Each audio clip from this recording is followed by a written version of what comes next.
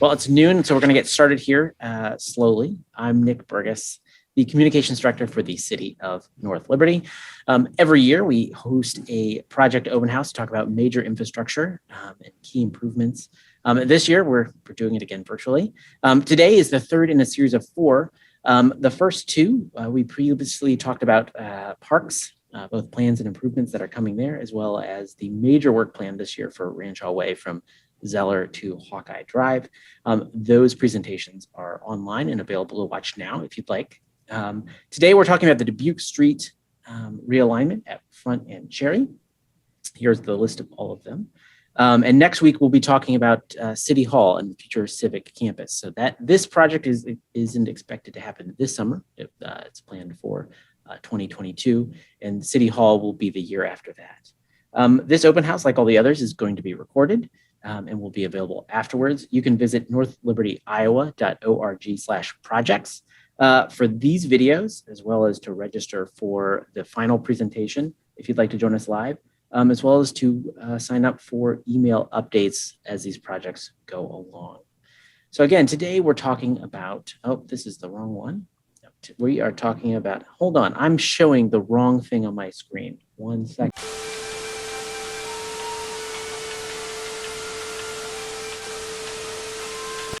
That's the right one. We are talking about Dubuque Street. Glad I caught that early before I started pointing us towards Ranch Hall Way again. So we're talking about Dubuque Street, which is in the realignment at Front and Cherry Street, which will have improved sight lines, some parklets, and other pedestrian features.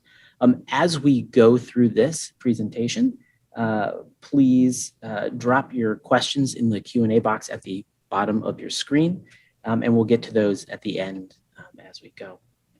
I did want to introduce the project team that's with us today to answer questions and walk us through this. With us today is Planning Director Ryan Rusnak. Thanks for joining us, Ryan. Thank you. Street Superintendent Michael Pentecost is with us as well. Thanks for coming, Michael. And then three folks from Shive Hattery who do our engineering here at the city. Michael Janacek is with us today. Kevin Trom. And Emily Naylor is the landscape architect on this project. So again, we're talking about the intersection here of Front, Dubuque, Cherry, that little triangle over there on the east side. Here's a little bit closer up of an aerial. Before we get too far into this, I wanted to talk a little bit of we've talked a lot about sprinkles, Ryan, and how planning sort of solves some of those things and integrates community identity. And sort of the Cherry Street corridor. So I'm hoping you can sort of talk us through kind of what you do as a planner to help us sort of and how these projects work with community identity. Sure, Nick. And, I kind of look at the overall city and how do these little pieces of the puzzle kind of fit into the overall, puzzle, which is North Liberty. And so we're always looking more for creating a sense of place and community. And that's kind of really the guiding principle of designing, high quality built environments. In this case, you look at what opportunities does the Dubuque Street realignment and the Cherry Street realignment, what kind of opportunities do those bring to really enhance that built environment that we're just continuing trying to elevate. So, the Dubuque Street realignment creates a great opportunity for civic campus. You'll obviously have to tune in next week to hear about that. But the Cherry Street realignment, it's very slight, but it does create these little spaces we call parklets. I'll let Emily talk more about that. But when I always talk about urban design, I love spaces where we get people to come together and interact, and that's really, I think, one of the primary goals of urban design. How do we bring people together? I think we all look forward to a post-COVID life where we can actually hang out near each other without masks and interact and maybe talk to somebody that you didn't know, or maybe you casually recognize and strike up conversation. These two little spaces in front of the bike shop and ice cream shop and the restaurant, maybe people meet up here before a bike ride on a weekend, or they go grab lunch or they eat ice cream, after the ball game or something like that. And really, just more than these spaces, kind of these parklets kind of create this entryway into kind of this Cherry Street corridor or district. And again, this is building on this community identity that we talk about, or what we call it placemaking. And so I think this is a great start. We're constantly looking at what Cherry Street could kind of become as a district, kind of this, more residential kind of commercial civic walkable type community, which we don't have a lot in more of a contemporary community. So it's going to be amazing to kind of see these parklets come out, and then we can help us kind of reimagine what that Cherry Street corridor can be. Well, thank you so much. And so this is our current conditions, and we'll talk a little bit more about the project and look at some of that parklet work as we go. Michael Pentecost, I was hoping you could sort of talk us through what's currently there.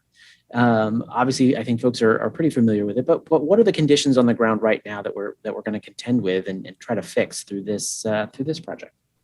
Sure. Thanks, Nick. So part of my job involved with these projects is to look at the aspects of either safety or traffic or efficiency, drainage, items like that we deal with and we're looking to improve. This area is obviously it's got a lot of activity through it with the schools and the ball ground area that's close by the park gazebo, and then the restaurants. So what we're looking at is you've got really everybody that's gone through this intersection. I talked to Ryan about it this morning. You either look really hard to the right to see as you come to that skewed Dubuque Street intersection, or you turn your car a little bit that way. So we're looking to improve safety at these intersections, as well as pedestrian traffic safety and drainage in these areas. And this project will help improve tremendously on that. Likewise with that, some of these areas are relatively old pavement surfaces. So over the course of time and the increased traffic, they've seen better days, and that's another area we're looking to improve and just stay on top of our infrastructure to continue to chip away at those, so it's not one big problem at once. It's a great little corner. It's a great little area, like Ryan talked about, where people can come together, and Shive's done a really good job of trying to harness that location while keeping these drainage improvements, safety in mind, efficiency, flow, traffic, all those things. Great. So let's talk about sort of some of the ways that you folks at Shive try to solve this problem. And Kevin, I've got here, this is sort of some of the early work you folks put together when you're trying to sort of figure out how do we solve some of those problems as we look to rebuild this intersection. So can you sort of step us through some of these considered alternatives and why you considered them and maybe why you rejected them too? Sure. Thanks, Nick. So I've been city engineer for over 20 years, and I know we've been talking about this part of town probably for 20 years, and it finally made the capital improvements priority list. And we've looked at lots of different alternatives. And on the screen that Nick's showing right now, that's just 3 of them. But we did look at a lot more. These are 3 that I'll talk about a little bit. Upper left, that's the existing conditions. And as Michael already mentioned, the problem is we've got 2 skewed intersections that they don't necessarily have a high crash rate, but they're very awkward and people don't like them. We've had complaints about these forever, and people don't like to have to jockey their cars or look over their shoulders.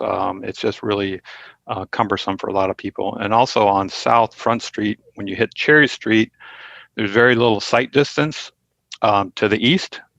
So that's another issue that we've had to deal with. Upper right, we looked at roundabouts. We love roundabouts. We're big proponents of roundabouts. Unfortunately, as you can see, there's some very major property impacts if we try to put a roundabout at Cherry and Dubuque, and then again at Dubuque and North Dubuque and Front Street.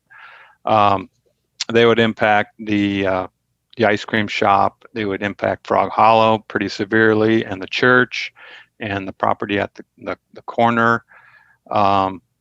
So they had some pretty severe impacts, plus the geometry of those roundabouts so close together not very favorable. So we opted out of that option. Lower left, we looked at another roundabout at Front Street and Cherry Street.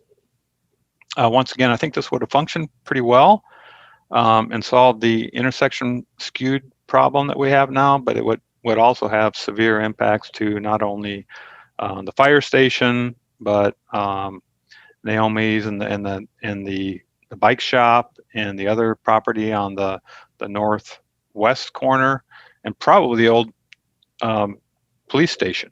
So that has some pretty severe property impacts. And then we also looked at another option, lower right, of teeing in these intersections without roundabouts. This one would also have severe property impacts. The property at the triangle area, the bike shop would be severely impacted. And another thing we didn't like about this option is it would take Dubuque Street up to North Dubuque Street. And what we really wanted to do was continue Dubuque Street up to Front Street to the new roundabouts that we just did a couple years ago. So if you want to maybe go to the next slide and we can show you our. Yeah, so we'll just, so this is the current, again, I wanted to bring it back to the current one, and then this is the proposed one. So you can see how that changes. Right, so this was the selected alternative. So we have Dubuque Street, which will tie into Front Street, and then we'll create a T intersection with North Dubuque Street. It'll be a 90-degree T intersection. Be right across from the entrance to Frog Hollow driveway and the church. And then at Cherry and Dubuque Street, it'll still be skewed, but the skew will be improved. So it won't be as bad of a skew as it is today. And we will be eliminating the dedicated right turn lane. It's really not needed. And by doing all of that, we're actually going to gain some area at the intersection of Cherry and Dubuque on the west side. And we're terming those parklets, as that's been mentioned a couple times today. So it's just a small public gathering space. It's like a mini park. So I think people will really enjoy those areas. Another benefit to this alternative is that the pedestrian crossings are going to be shorter. So it's less of a distance that a pedestrian will have to cross the road. So it should be safer. The intersection of Dubuque Street and Cherry, it'll remain a four-way stop. We have already tested out this alternative because I know the streets department has closed off Front Street between Cherry and Dubuque in the past, and traffic seems to function pretty well. So we think this is going to be a really nice improvement. One thing more I'll point out before I turn this over to the design engineer is in Penn Meadows Park. So we're going to be realigning that driveway. You can see the school exit will be a little bit different. Basically the same, but we're going to have a lot longer queuing space from the connection to the school parking lot to Dubuque Street. So we'll have a lot more room for cars in that area. We'll also be removing the old tired parking lot in Penn Meadows and brand new concrete parking lot. And we'll have more spaces available in the park now. So that's another nice improvement to this. I can say one more thing about all the alternatives. We've gone through lots of these alternatives with various members of city staff and the police department and the fire department. And this alternative seems to meet all the objectives that we're trying to meet, both in terms of the traffic flow in this area and the improved safety for both cars and pedestrians. And it also will provide an opportunity for a secondary access for the police station. The way things are configured right now, they didn't have another driveway access to Dubuque Street. It was too close to that skewed intersection. But now we will have another available location for a driveway access. And we do open up the area of the civic campus area with this alternative. So there'll be a little bit more room for the future city hall and the civic campus. So this was the selected alternative, and that's what the design was all based on. And I think now I'll turn it over to Mike Janacek. Mike is the project engineer on this project. Mike is a North Liberty resident. He lives in Deerfield subdivision, and he was also the lead project engineer on the Front Street project recently from Cherry to Zeller, and he was also the lead engineer on the Main Street project from Cherry up to North Dubuque Street. So, Mike, you want to talk about some of the components of the project? Yeah. Thanks, Kevin. So I guess to kind of cover on some stuff that Kevin didn't already mention. So kind of starting from the northwest corner to the top left of the screen, working our way down. That's all new curb and gutter, concrete pavement roadway with 5-foot sidewalks on both sides of the road. Should be a big improvement what's there today, especially having true curb and gutter. The realignment takes out the building that had the nail salon, chiropractor building, and the pet clinic. Really the only way to safely realign the roadway with proper geometry, teeing in right across from Frog Hollow on their north driveway. As we kind of bend down the newly aligned Dubuque in front, we still have, new sidewalk, new curb and gutter, 29-foot wide concrete roadway. Then as we get into Penn Meadows Park, we can see, the Old Town Park is still there. That gazebo still remains. Some new fresh landscaping in front of it. Relocated park sign. The main through sidewalk gets pushed a little closer to the gazebo just to make space for the new alignment. We have the new parking lot in Penn Meadows. One other thing to kind of note on this is, so this whole area in Penn Meadows was kind of a sea of gravel with a paved roadway in there, and now it's curb and gutter roadway, new parking lot, a true sidewalk going through it to connect up to the trail, and we do have permeable paver parking near the ball field. As we go back down Dubuque Street a little bit more in front of Heinz, there is kind of a true driveway and a true through sidewalk connection along Dubuque Street that was kind of lacking in its current. So I guess in these slides you can kind of see, so this is looking north on Dubuque Street. So this is on the left there, you have Heinz Ice Cream Shop, and you can see how now there will be a kind of a true sidewalk, a true driveway approach. On the right side, you can see the flagpole that's kind of on the right side of the, from the aerial view on the east side of the existing Penn Meadows parking lot. There'll be a new flagpole installed to be a focal point of Penn Meadows as you enter. And the distance in this view, kind of beyond the stop sign, you can see the new Penn Meadows park sign. Nick, if you want to go to the next slide. This one. So this is looking existing condition, looking east on Cherry Street. And if you want to go to the next slide. So this shows, a real cleaning up of the intersection, kind of significant landscape improvements, gets rid of the tired and outdated landscaping and spruces it up a lot. You can see the new parking lot in the distance as well. Next slide. I think the next one, we're going to start talking. Can we talk, maybe we have Emily come in and talk a little bit about sort of what we've got going on in this one? Yeah, Can I before you start, Emily, can I think we missed a bring up slide. a couple more things? Mike mentioned the permeable pavers. So most of the projects that we work on in North Liberty, water quality is always an aspect of that. So we were really happy to be able to include some permeable pavers, which is good for water quality. It lets the water infiltrate into the ground rather than straight running off. And Michael had mentioned drainage problems in this area in the past, and we have had drainage problems, but when we did the Main Street project, we recognized that. So we designed a very large storm sewer in anticipation of this project. So this project will be able to hook on with a large storm sewer, and we'll have adequate infrastructure for the storm sewer and the drainage in this area. And then one more thing that's really important to this whole project, it's not going to be part of our construction project, but it'll be happening this year, is undergrounding of all the overhead utilities.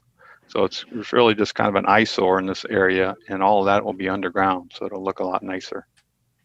Nick, Yeah, can I really. also add, and you can see it really here, the driveway, and Mike Janacek mentioned it, the cleaning up that driveway right in front of the ice cream shop. And I mean, that's just like a huge driveway, and they put cones out there, which means, don't drive back here. So it's going to be real nice. Yeah, you can see just this expansive gravel area. I mean, who'd want to walk kind of, over there? So cleaning that up, putting sidewalks, and really narrowing that approach is just way more pedestrian friendly. Nick, that last slide really showed the overhead wiring that Kevin was talking about too, with the gravel drive that you just showed. Yeah, right there. That will go away. And one point too, just not just aesthetics, but we're all familiar with how Rachel left Iowa, and doing these things underground and these utilities definitely improves the longevity and the security of those structures. So that's a big part. Great. So Mike, did you want to talk, was this the slide you were looking for too, with the current conditions at Dubuque looking, what is that, southeast? Yeah, yep. So this is heading south on Dubuque, the existing condition where we have kind of the worn out landscaping effect, and everything's very tight to Sugar Bottom Bikes there on the right side of the screen. So I'll go to the next. So here, you get rid of that little island floating out there that has the tree, just opens up the intersection, brightens everything up with new landscaping, kind of a lot more appealing driving through, and also cleans up the pedestrian crossings along the roadway. Great. And then one thing that's prevalent in all these intersection views is, as was already touched on, the overhead lines, taking those out. It's a pretty dramatic change, similar to what was seen on Main Street and on Front Street a couple years ago, where it just makes the road feel outdated and tight. Opening that up, it's a lot prettier scene, a lot more functional, and a lot safer in the long run with potential damage to overhead utilities. Yeah. Well, excellent. We've talked a lot about landscaping. Get some echo there. I'm sorry. We've talked a lot about some about landscaping. So let's talk about sort of these parklets and landscaping with Emily Naylor, the landscape architect on this project. That's a good one, right? Maybe, yeah, right back there. That's great, because that shows, not only did we have a challenge here with the roadway intersections and the different paths of travel, we also consider that at the pedestrian level. So we really tried to bring in some of the hardscape, pavers, and some of that other flavor that we're building this vocabulary across town. We've been working on implementation of this community identity master plan, and this is how it's done. We start to layer these things in. We, the parks has a very good palette. We know we have it dialed in on the plant material, what does well and what's easily maintainable, what blooms, repeat blooms throughout the season. So we have a pretty tight palette there, and then we add the hardscape, and then we try to add a little bit of flair, a little bit of funk with some site furnishings, but they're not completely finalized yet. But we do want to try to get some color and some interest, and knowing that this is a place where people might want to sit and enjoy an ice cream cone or congregate, hopefully someday soon.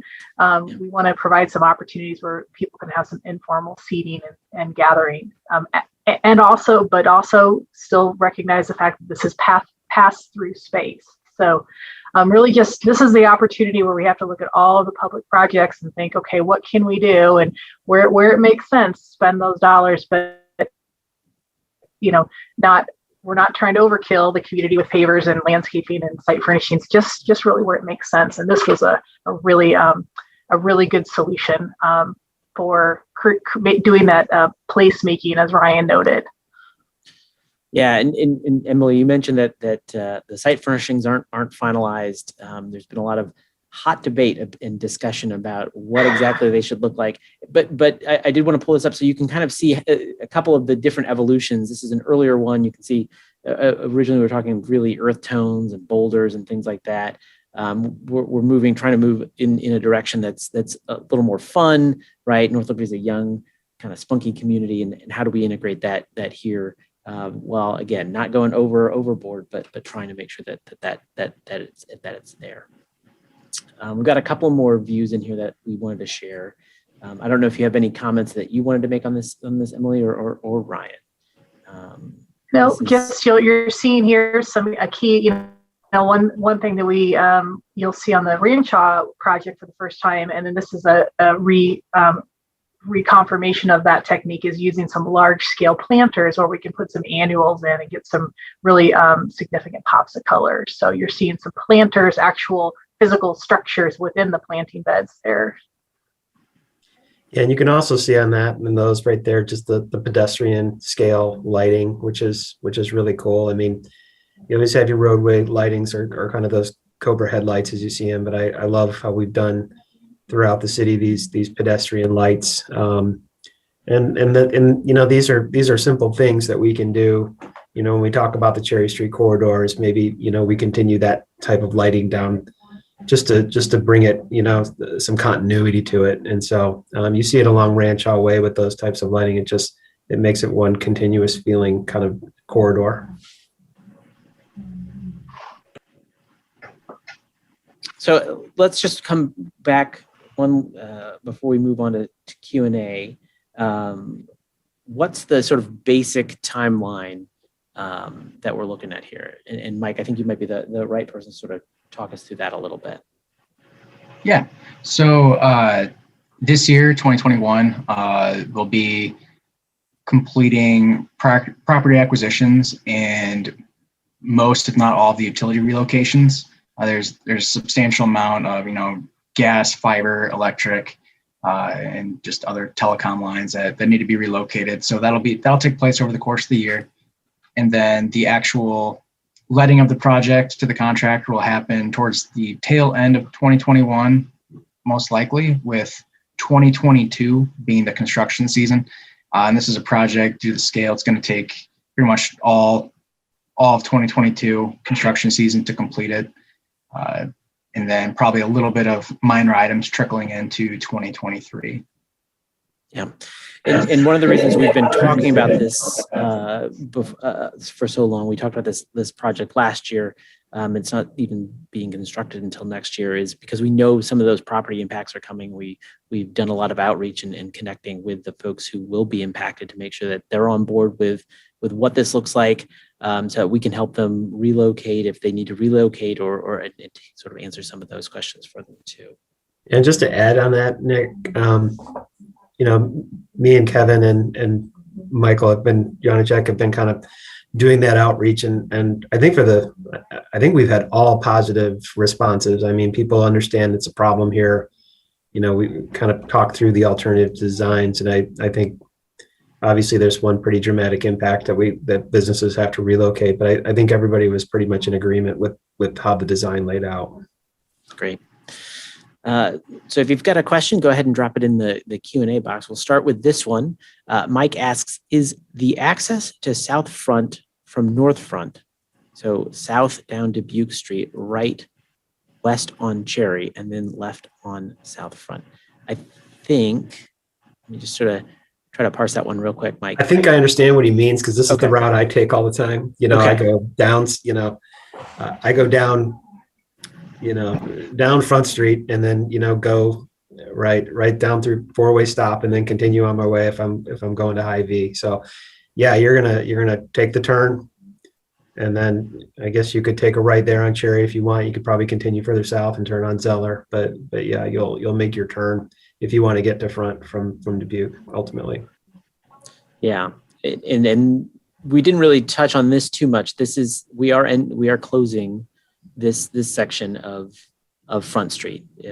This is this is, as we noted, a problematic intersection.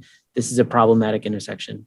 And we looked, I think we can talk a little bit about, we looked at a few different options there and tried to see if there was a way to make that work. But I think ultimately that was a challenge.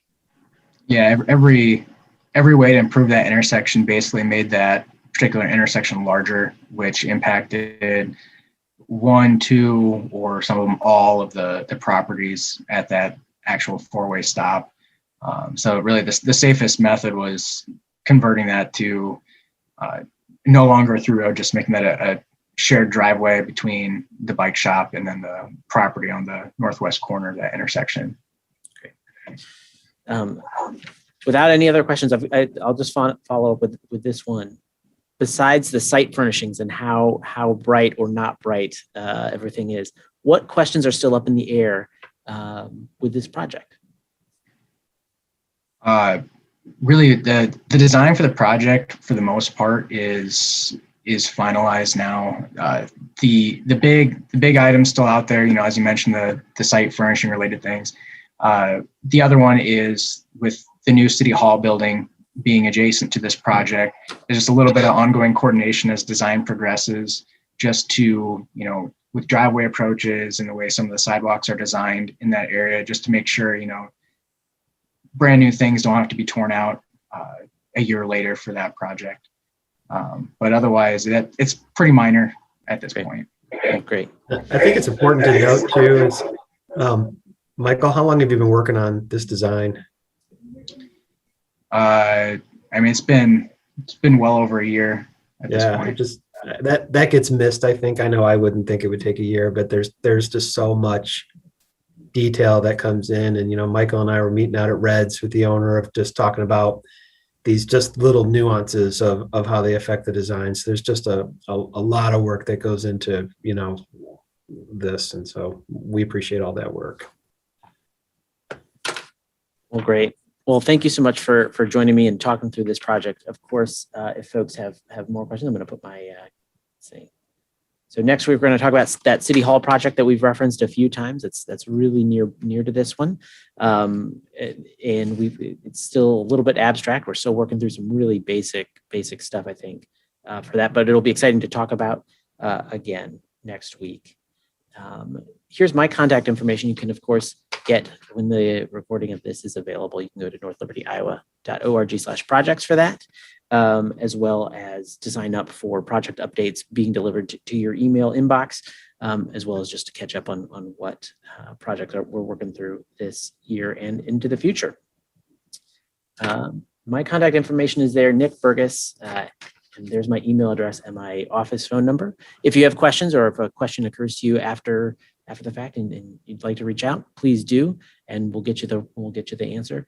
That's also who you email and complain to when you're upset about projects, and then I go and complain to Kevin and Mike and Michael and go out for a drink with Ryan. That's what happens with these.